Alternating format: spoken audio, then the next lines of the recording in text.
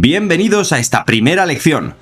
Vamos a hablar de la Constitución Española de 1978. ¿Estáis listos? Pues comencemos. Y en primer lugar vamos a hablar del origen de la Constitución. Como ya sabéis, la Constitución surge y es elaborada durante la llamada etapa de la Transición Española. ¿Pero qué es la transición? ¿Transición de qué? Pues transición del antiguo régimen que había en España a un régimen constitucional.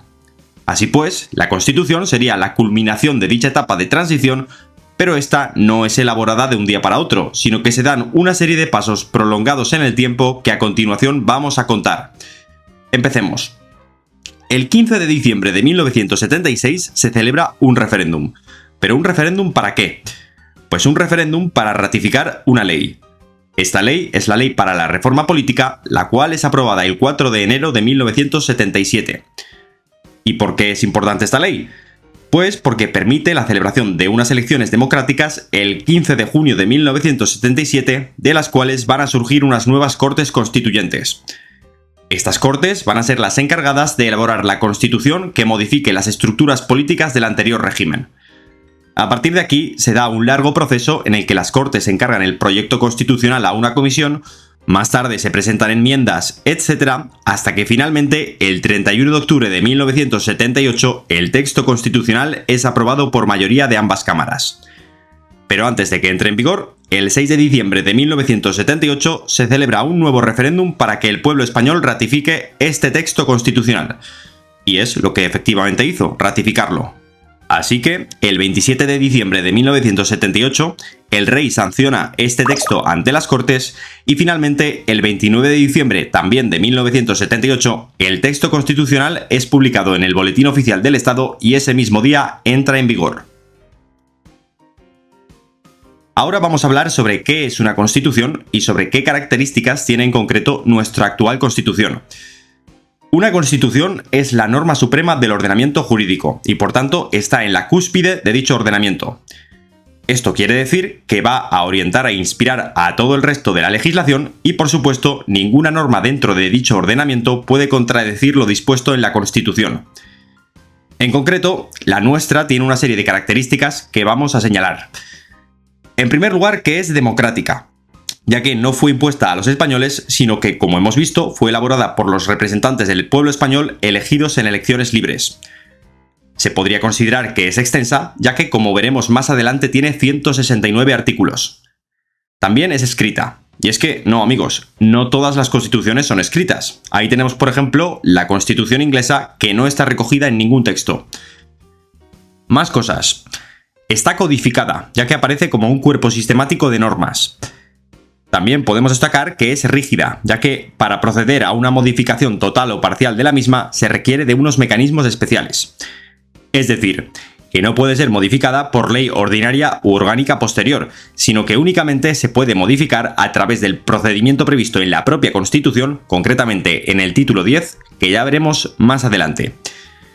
Y por último, destacar que es consensuada, ya que es el fruto del acuerdo entre las distintas fuerzas políticas que había en España en aquel momento. Y ahora vamos a adentrarnos en la propia Constitución y vamos a ver su estructura. Como ya os había comentado, la Constitución tiene 169 artículos que están estructurados en 11 títulos, 10 títulos más el título preliminar. Hay además un preámbulo al inicio que simplemente tiene valor declaratorio y que contiene una enumeración de los valores y principios que más tarde se desarrollan en el propio texto. Comentar también que hay una serie de disposiciones que no entrarían dentro del cuerpo jurídico. En concreto, 4 disposiciones adicionales, 9 disposiciones transitorias, una disposición derogatoria y una disposición final. De todas estas, las disposiciones adicionales y transitorias simplemente regulan aspectos referentes a la ordenación del territorio. Por su parte, la disposición derogatoria deroga, valga la redundancia, la Ley para la Reforma Política que hemos visto anteriormente y también las leyes fundamentales del anterior régimen y todas aquellas disposiciones que se opongan a lo que establece la Constitución.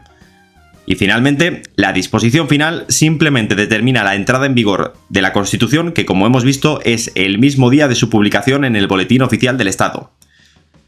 Me gustaría también hacer una diferencia importante, y es que podríamos dividir la Constitución en dos partes, una parte dogmática y otra orgánica.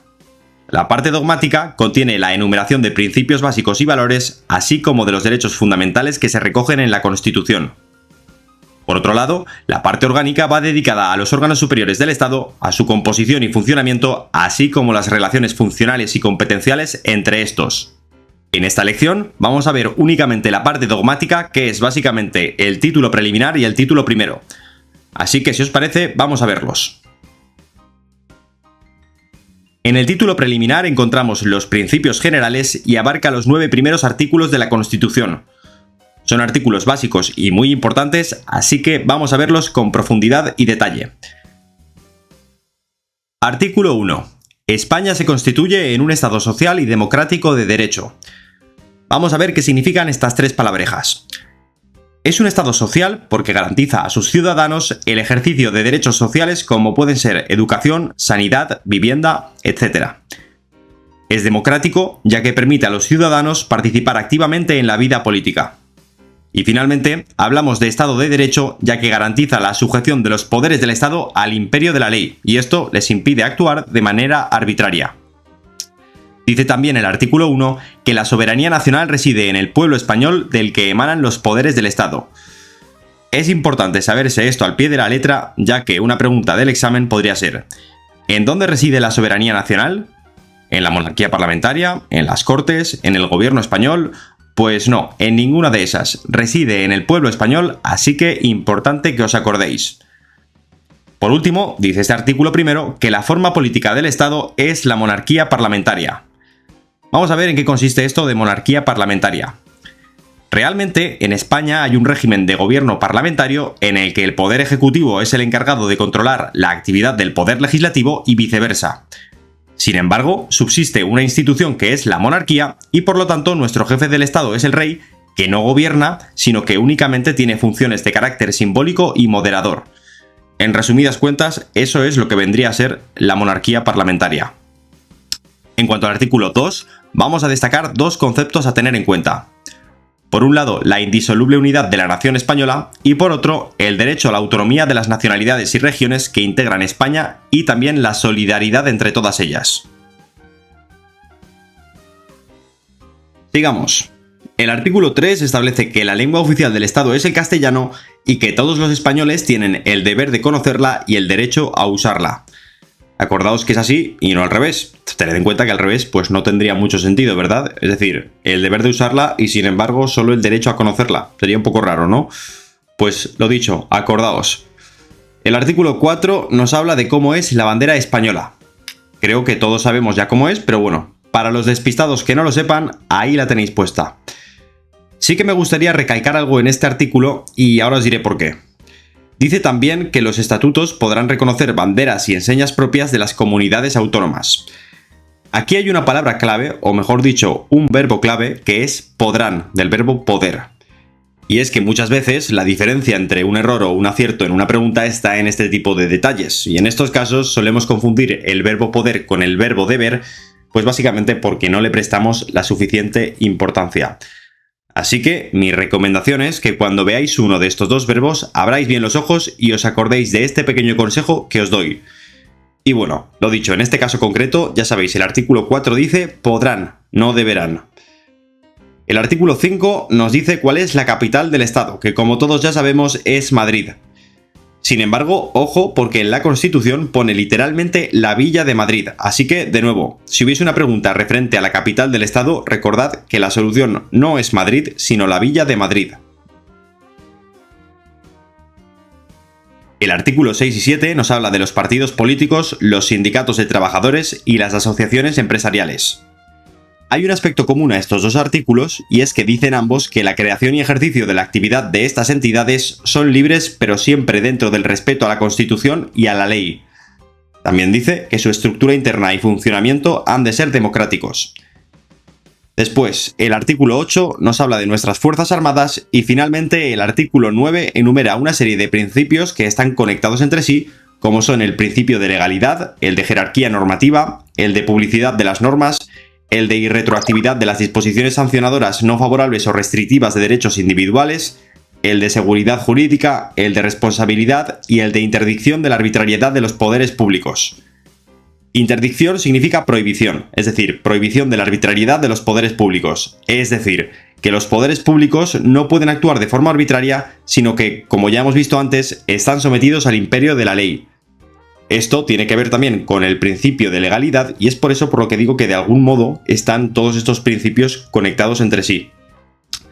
En cuanto a la irretroactividad de las disposiciones, bla bla bla bla, lo que significa todo ese rollo es simplemente que una norma que limite derechos subjetivos no se puede aplicar a situaciones pasadas o anteriores a la entrada en vigor de dicha norma. Y ahora vamos con el título primero, que trata de los derechos y deberes fundamentales.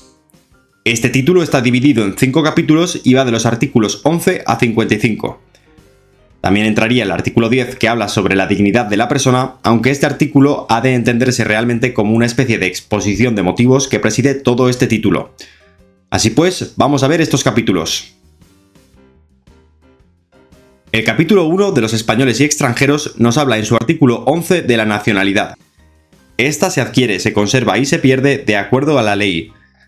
Ahora bien, ningún español de origen puede ser privado de su nacionalidad. Ojo. Un nacionalizado podría perderla en determinadas circunstancias, pero un español de origen nunca puede perderla. Este artículo habla también de la posible doble nacionalidad, ya que el Estado puede concertar tratados de doble nacionalidad con los países iberoamericanos o con aquellos con los que España tenga o haya tenido una especial vinculación. El artículo 12 establece la mayoría de edad, que como todos ya sabemos, en España es a los 18 añitos. Pero aunque todos sepamos ya por cultura general este tipo de cosas, como la mayoría de edad, la capital de España, etc., es conveniente recordar también en qué artículo se establecen estas cosas. Y en este caso, pues lo dicho, el artículo es el 12. Y el artículo 13 nos habla de los derechos de los extranjeros en España, que básicamente son los mismos que los de los españoles, a excepción del artículo 23, salvo criterios de reciprocidad.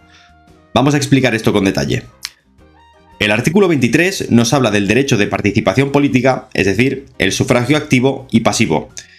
Pues bien, este sería el único derecho que no tendría un extranjero en España salvo criterios de reciprocidad. ¿Y qué significa esto de salvo criterios de reciprocidad? Pues que, por ejemplo, si en el país de origen de un extranjero que vive en España los españoles tuviesen reconocido este derecho, en ese caso el extranjero en España también gozaría de este derecho, aunque, ojo, solo para las elecciones municipales. Por último, este artículo también habla de la extradición y el asilo. Sí que me gustaría comentar algo al respecto de la extradición.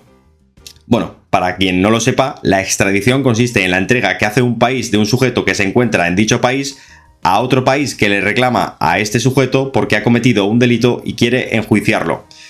Pongamos un ejemplo. Una persona comete un delito en Francia y ésta huye a España. Francia le reclama a España que le entregue a esta persona para enjuiciarla y entonces España se lo entrega. Pues bien, eso es básicamente la extradición. Con el concepto de extradición ya claro, hemos de apuntar que en España quedan excluidos de la extradición únicamente los delitos políticos. Ahora bien, los actos de terrorismo no se consideran delitos políticos. Por lo tanto, volviendo a nuestro ejemplo anterior, si la persona que ha huido de Francia a España había cometido un acto terrorista, España sí que entregará a Francia a esta persona, puesto que no es un delito político.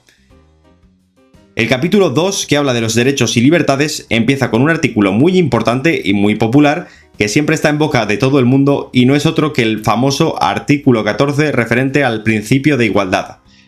Este artículo dice así: los españoles son iguales ante la ley sin que pueda prevalecer discriminación alguna por razón de nacimiento, raza, sexo, religión, opinión o cualquier otra condición o circunstancia personal o social. Aquí tenéis el artículo estrella de nuestra Constitución. Continuemos. Bien, a partir de aquí vendrían enumerados todos los derechos fundamentales, los cuales están recogidos en este capítulo segundo del título 1.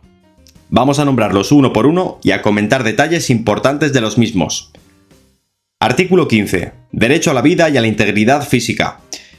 Destacar en este artículo que nadie puede ser sometido a torturas ni a penas o tratos inhumanos o degradantes y que queda abolida la pena de muerte salvo lo que dispongan las leyes penales militares en tiempos de guerra.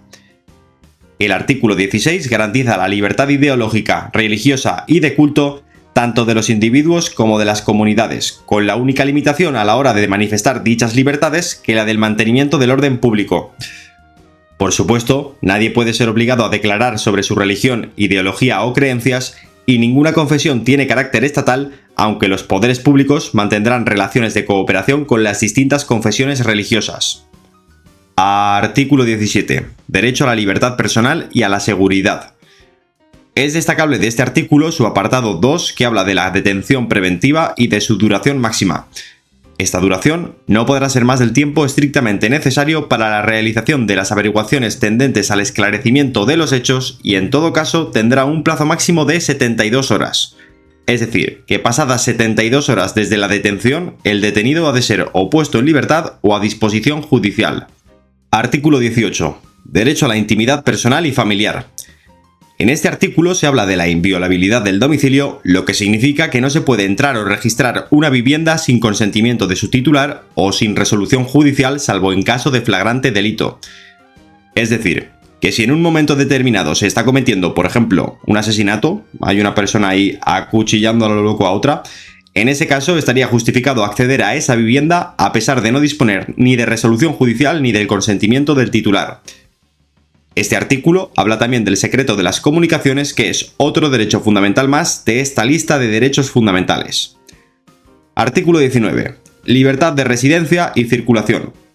Pues poco que comentar aquí, que cada uno puede andar por donde le dé la gana, básicamente. Artículo 20. Libertad de expresión. Este artículo reconoce el derecho a expresar y difundir libremente todo tipo de pensamientos, ideas y opiniones mediante la palabra o por escrito, y también reconoce la libertad en la producción y creación literaria, artística, científica y técnica, la libertad de cátedra, el secreto profesional, etc. En definitiva, toda una serie de derechos que no se pueden restringir mediante ningún tipo de censura previa y cuyo único límite sería el respeto al resto de derechos de esta lista que estamos desmenuzando, especialmente el derecho al honor, el derecho a la intimidad y a la propia imagen. Es decir, que nadie se puede amparar en la libertad de expresión para difamar públicamente a una persona, por ejemplo. Establece también este artículo que solo se puede acordar el secuestro de publicaciones, grabaciones y otros medios de información en virtud de resolución judicial. El artículo 21 habla del derecho de reunión pacífica y sin armas. Para ejercer este derecho no se necesita autorización previa, aunque si se pretende ejercer en la vía pública, sí que es verdad que se habrá de comunicar previamente a la autoridad competente y ésta solo puede prohibir dicha manifestación si considera que existen razones fundadas de alteración del orden público. El artículo 22 reconoce el derecho de asociación siempre que no se persigan fines o utilicen medios tipificados como delito, porque en este caso serían, evidentemente, asociaciones ilegales. Establece este artículo que todas deberán inscribirse en un registro a efectos de publicidad y que solo pueden ser disueltas o suspendidas en virtud de resolución judicial motivada. Y por supuesto, se prohíben las asociaciones secretas y de carácter paramilitar. Más artículos. El artículo 23 habla del derecho de participación política, que ya hemos comentado antes, y el artículo 24 del derecho a la protección judicial de los derechos, es decir, a la tutela judicial efectiva. El artículo 25 trata del principio de legalidad penal, por el cual nadie puede ser condenado o sancionado por acciones u omisiones que cuando se llevaron a cabo no suponían ni delito, ni falta, ni infracción administrativa, ni nada de nada en ese momento. Dice también este artículo que las penas privativas de libertad estarán siempre orientadas hacia la reeducación y reinserción social y nunca podrán consistir en trabajos forzados. Y por último, que la administración civil no puede imponer sanciones que, de forma directa o indirecta, impliquen privación de libertad. Ojo, la administración civil. En el artículo 26 se prohíben los tribunales de honor. El artículo 27 trata de la libertad de enseñanza y el derecho a la educación. Por su parte, el artículo 28 de la libertad de sindicación, derecho el cual se puede ver limitado o exceptuado por ley a los miembros de fuerzas o institutos armados o a los demás cuerpos sometidos a disciplina militar. En cuanto al artículo 29, habla del derecho de petición, el cual se puede ejercer de manera individual o colectiva. Y de nuevo, en este caso, los miembros de las fuerzas o institutos armados o de los cuerpos sometidos a disciplina militar también tienen limitado este derecho, ya que solo pueden ejercerlo de manera individual, no colectiva, solo individual. Hasta aquí tendríamos todos los derechos fundamentales. Y en la sección segunda de este segundo capítulo tendríamos una serie de derechos y deberes de los ciudadanos que van del artículo 30 al artículo 38 y son los que tenéis enumerados en pantalla. Bien, Y ahora pasamos al capítulo 3 de este título primero, que trata de los principios rectores de la política social y económica. Va de los artículos 39 al 52 y os recomiendo que os los leáis, aunque no vamos a entrar en detalle a verlos y más tarde veréis por qué. Sin embargo, os voy a dar una fórmula para identificar cuándo un artículo pertenece a este capítulo. Y es que en el enunciado de estos artículos siempre aparecen verbos como garantizarán, asegurarán, promoverán, fomentarán, etc. Yo los llamo verbos promesa. Y esto es así porque en este capítulo no se habla tanto de derechos específicos, sino más bien de principios y valores más abstractos. Bueno, ya hemos visto qué derechos recoge la Constitución, pero ahora vamos a ver qué garantías tenemos de que estos derechos no son papel mojado y de que podemos ejercerlos de manera efectiva. Precisamente de eso trata el cuarto capítulo del título primero y en su artículo 53 nos establece tres tipos de garantías: legislativas, jurisdiccionales y orgánicas.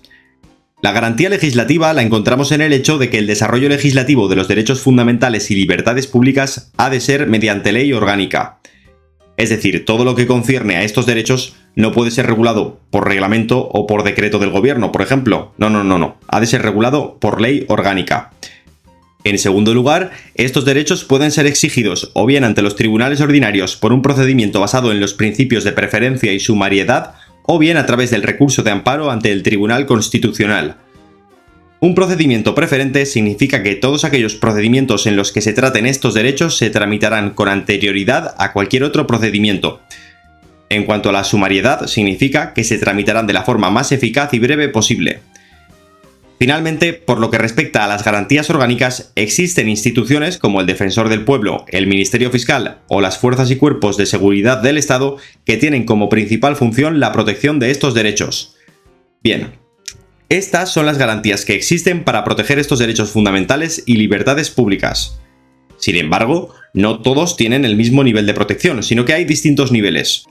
En primer lugar, hay un nivel superior donde entrarían los derechos reconocidos en los artículos 14 a 29, en donde hay una máxima protección jurídica y donde se aplican todas las garantías.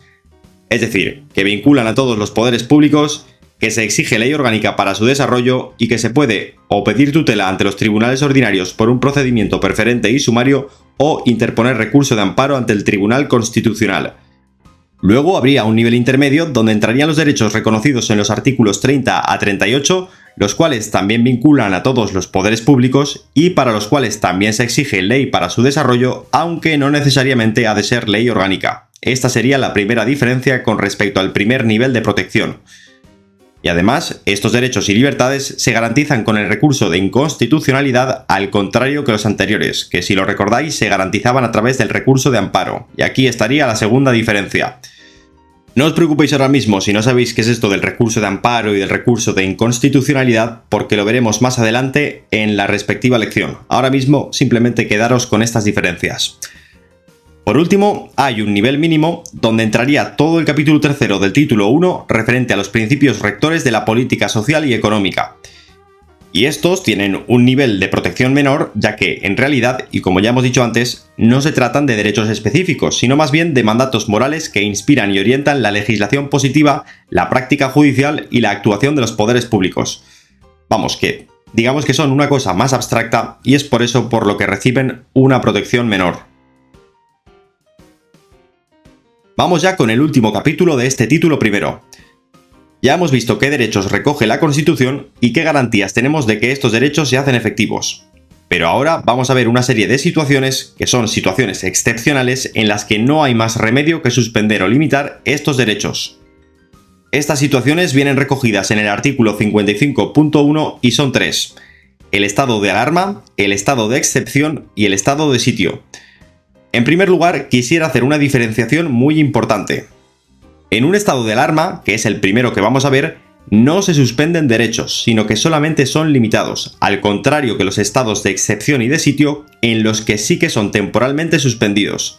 Ojo, porque esta diferenciación es muy importante. Así pues, vamos primero con el estado de alarma. En primer lugar, ¿cuándo se declara un estado de alarma? Pues se puede declarar un estado de alarma cuando se produzca alguna alteración grave de la normalidad, pues como puede ser algún tipo de catástrofe como terremotos, inundaciones, incendios urbanos o forestales, accidentes de gran magnitud, crisis sanitarias como epidemias o situaciones de contaminación graves, situaciones de desabastecimiento de productos de primera necesidad, etcétera, etcétera. El estado de alarma lo declara el Gobierno mediante decreto acordado en Consejo de Ministros, dando cuenta al Congreso de los Diputados. Es decir, no necesita autorización previa del Congreso para declarar el estado de alarma, pero sí que ha de informarle de que lo va a declarar. El plazo máximo del estado de alarma son 15 días y este plazo puede ser prorrogado, pero en este caso ya sí que necesitaríamos la autorización del Congreso para poder prorrogarlo. En segundo lugar, tenemos el estado de excepción. Se podría considerar una situación un poco más grave que el estado de alarma y es por ello por lo que los requisitos para declararlo son, digamos, más estrictos. El estado de excepción se puede declarar cuando se vea gravemente alterado el orden público o el normal funcionamiento de las instituciones democráticas o de los servicios públicos esenciales. También lo declara el Gobierno, también mediante decreto acordado en Consejo de Ministros, pero en este caso sí que se necesita una previa autorización del Congreso para declararlo. El plazo máximo es de 30 días, prorrogables por otro plazo igual y con los mismos requisitos. En último lugar tenemos el estado de sitio. El estado de sitio se puede declarar cuando se produzca una insurrección o acto de fuerza contra la soberanía o independencia de España, contra su integridad territorial o contra el ordenamiento constitucional. En este caso, lo declara el Congreso de los Diputados por mayoría absoluta, eso sí, a propuesta exclusiva del Gobierno y durará lo que dure la situación que provocó dicho estado, que se podrá prorrogar si así lo determina el Congreso. Vamos ahora a ver qué derechos se suspenden en un estado de excepción y en un estado de sitio. Recuerdo una vez más que en un estado de alarma no se suspenden derechos, sino que solamente se limitan. Así pues, en un estado de excepción se suspenden los siguientes derechos. Los recogidos en el artículo 17, a excepción de lo dispuesto en su tercer apartado, que habla de las formalidades exigibles para la detención, es decir, que este aspecto no sería suspendido. Además, se amplía el plazo máximo de detención, que pasa de 72 horas a 10 días, casi nada. También se suspende la inviolabilidad del domicilio, el secreto de las comunicaciones, la libertad de residencia, la libertad de prensa e imprenta, el secuestro de publicaciones solo por resolución judicial, el derecho de reunión, el derecho de huelga y el derecho a adoptar medidas de conflicto colectivo. Todo esto en el caso de un estado de excepción. Pues bien, en un estado de sitio se suspenden básicamente los mismos derechos que en un estado de excepción y además se suspenden también las formalidades recogidas en el apartado 3 del artículo 17, que acabamos de comentar, que consisten en informar al detenido de sus derechos y garantizar la asistencia de abogado en las diligencias policiales y judiciales. Bien, hemos visto hasta ahora, con los estados de alarma, excepción y sitio, cómo pueden restringirse determinados derechos de manera general, es decir, a toda la población. Pero estos derechos podrían también suspenderse solamente a determinadas personas, y esa situación precisamente es la que recoge el artículo 55.2. ¿A qué personas? Pues a aquellas que estén siendo investigadas en relación con la actuación de bandas armadas o elementos terroristas. En estos casos se suspendería la inviolabilidad del domicilio y el secreto de las comunicaciones. Y además, la duración máxima de la detención preventiva se ampliará a 48 horas, es decir, que si de normal son 72 horas, para estos casos son 120. Por su parte, hay una ley, que es la Ley Orgánica 4/1988 de 25 de mayo de reforma de la Ley de Enjuiciamiento Criminal, que para estos casos permite también el registro domiciliario sin autorización judicial y la detención u observación de las comunicaciones postales y telegráficas, así como la intervención de las comunicaciones telefónicas. Pues hasta aquí esta primera lección, vamos ahora a hacer un mini test para repasar lo aprendido. Consta de 5 preguntas, cada pregunta tiene 4 opciones y solo una respuesta es correcta. Si lo necesitáis podéis parar el vídeo para pensar las preguntas y al final, en la despedida, dejaremos las soluciones. Sin más, vamos a comenzar. Primera pregunta. ¿De cuántos títulos consta la Constitución? A. 4. B. 11. C. 9. D. 10.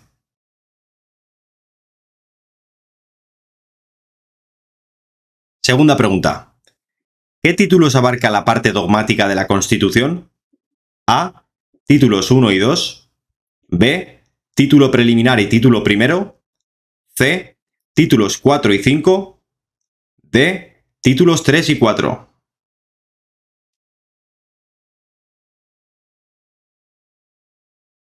Tercera pregunta. Según la Constitución, ¿cuál es el tiempo máximo de detención? A. 24 horas. B. 48 horas. C. 72 horas. D. 36 horas.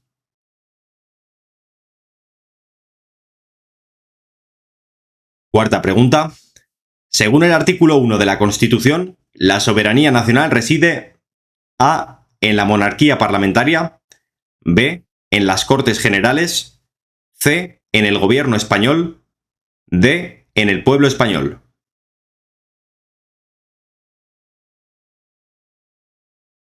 Quinta y última pregunta. Los miembros de las fuerzas o institutos armados A. Solo pueden ejercer el derecho de petición de manera colectiva. B. Pueden ejercer el derecho de petición tanto de manera individual como colectiva. C. No tienen derecho de petición. D. Solo pueden ejercer el derecho de petición de manera individual.